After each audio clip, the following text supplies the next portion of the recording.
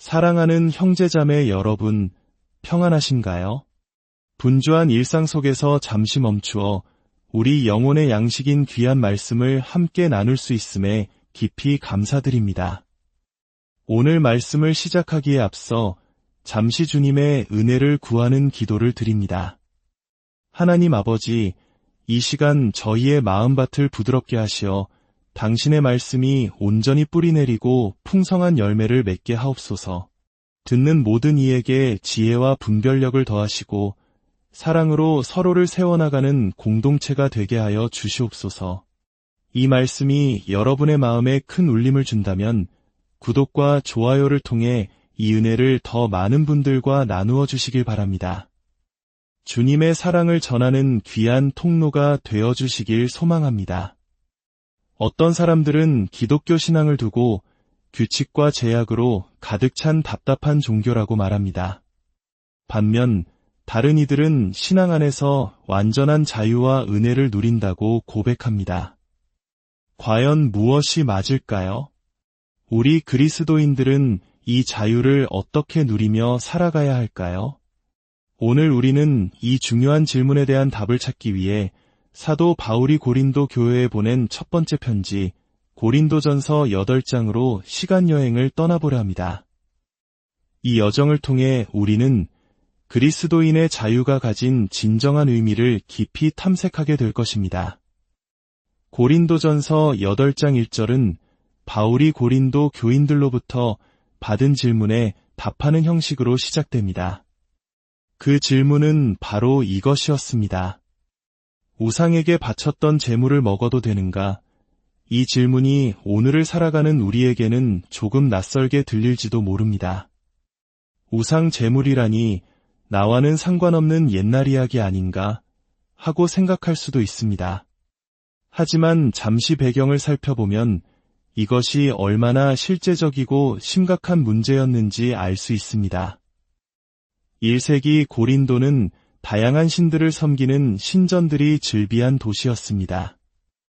그곳에서 신들에게 제물을 바치는 행위는 종교의식을 넘어 일상 그 자체였습니다. 이것은 오늘날 우리 한국인들에게는 마치 제사상에 올랐던 음식을 먹어도 되는가?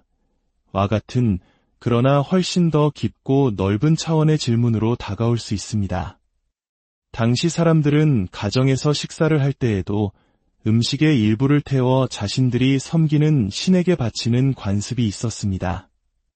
결혼식이나 축제 같은 큰 행사에서는 말할 것도 없었죠. 또한 국가적으로 거행되는 제사에서 바쳐진 수많은 고기들은 제사장과 관리들의 몫을 제외하고는 전부 시장에서 판매되었습니다. 즉, 일반 상점에서 고기를 산다는 것은 거의 대부분 우상에게 한 번 바쳐졌던 고기를 사는 것과 마찬가지였습니다. 그리스도인이 된 고린도 교인들에게 이것은 피할 수 없는 딜레마였습니다.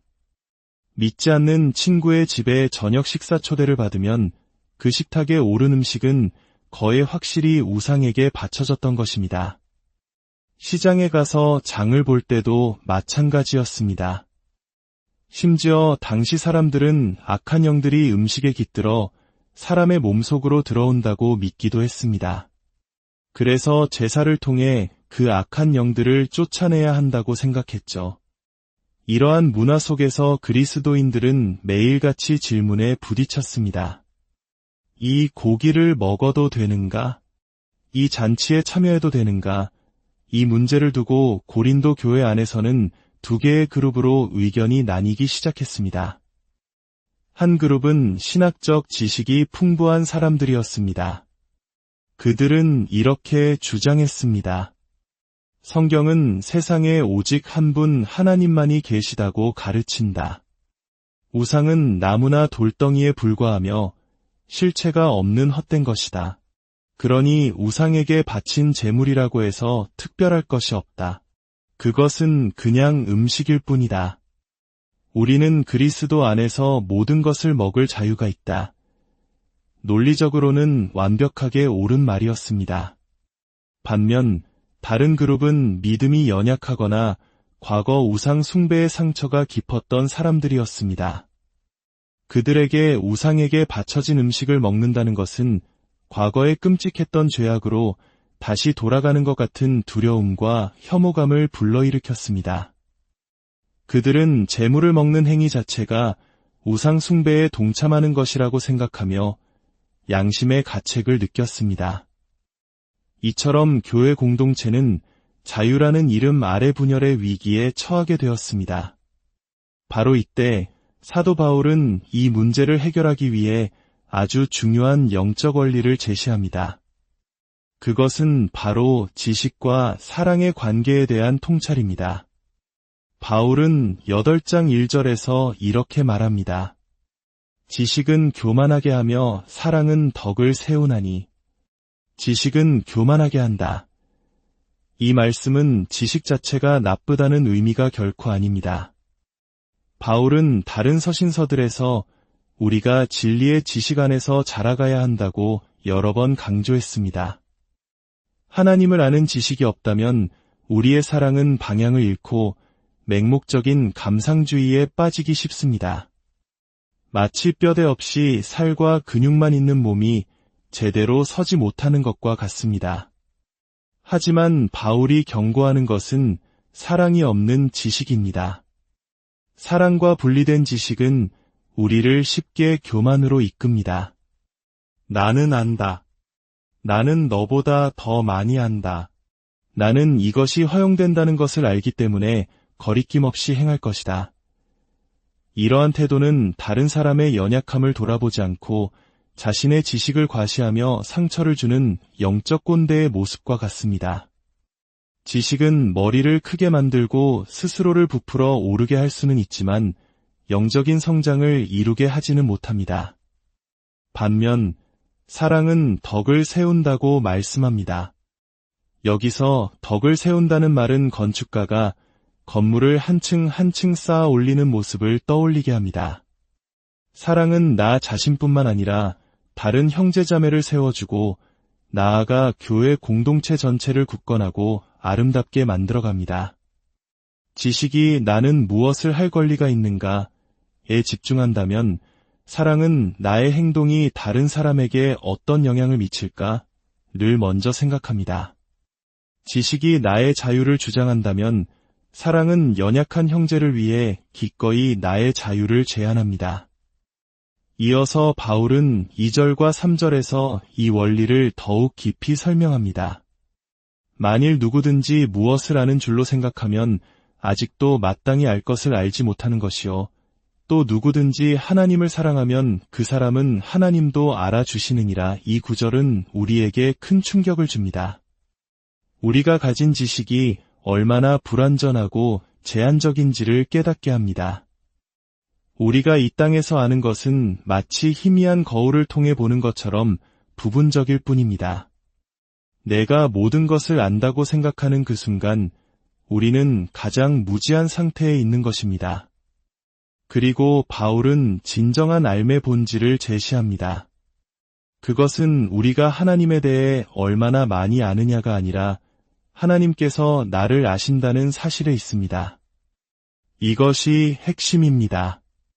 우리가 하나님을 사랑할 때 우리는 그분의 소유가 되고 그분과의 인격적인 관계 안으로 들어갑니다. 세상에서 가장 중요한 지식은 하나님에 대한 지식이 아니라 전지전능하신 하나님께서 이 연약하고 보잘것없는 나를 이름으로 불러주시고 나를 아신다는 사실입니다. 이 놀라운 은혜와 사랑을 깨달은 사람은 결코 교만할 수 없습니다. 하나님께 알려진 바 된 사람, 그분의 사랑 안에 거하는 사람은 자연스럽게 그 사랑을 다른 사람에게 흘려보내게 됩니다. 나의 지식이나 권리를 주장하기보다 형제를 넘어지게 할까 봐 조심하게 됩니다. 나의 자유가 다른 이에게 걸림돌이 되지 않도록 스스로를 살피게 됩니다. 사랑하는 성도 여러분, 오늘날 우리에게 우상에게 바친 재물은 무엇일까요? 그것은 술이나 담배, 특정 문화생활, 혹은 정치적 견해와 같이 성경이 명확하게 금하지 않은 여러 회색지대의 문제들일 수 있습니다. 이러한 문제들 앞에서 우리는 어떤 태도를 취해야 할까요? 나는 성경적으로 이것이 죄가 아니라는 것을 안다라는 지식에만 머물러서는 안 됩니다. 우리는 사랑의 눈으로 질문해야 합니다. 나의 이 행동이 믿음이 연약한 나의 형제, 나의 자매에게 어떤 영향을 줄까? 나의 자유가 공동체의 하나됨을 해치지는 않을까? 진정한 그리스도인의 자유란 나는 무엇이든 할 수 있다는 지식에 근거한 방종이 아니라 나는 형제를 위해 기꺼이 무엇을 절제할 수 있는가를 묻는 사랑의 자기 절제입니다. 그것은 나를 위한 자유가 아니라 이웃을 섬기기 위한 자유입니다.